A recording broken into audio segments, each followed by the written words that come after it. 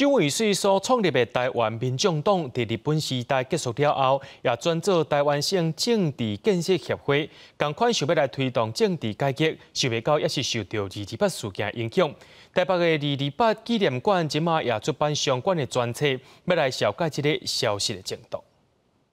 册名228消息的政党，台湾省政治建设协会，消解自日本时代台湾民众党延伸的民间组织。2次世界大战结束，这个时候他们当然期待，脱离日本殖民统治之后，可以有新的政治参与的机会，希望再出发建设新台湾。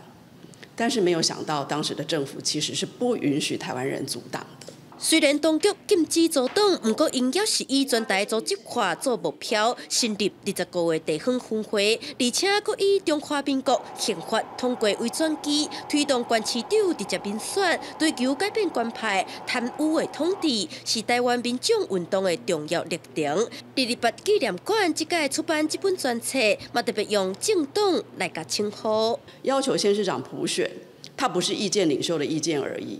它也不是32条要求当中的其中一条而已，它是当时有一个政党，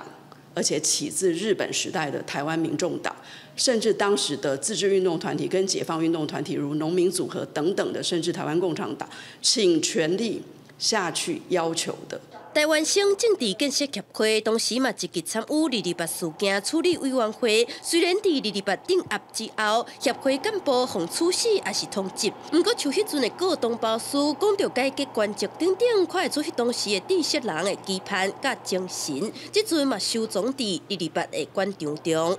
记者陈嘉文、林旭凯台北报道。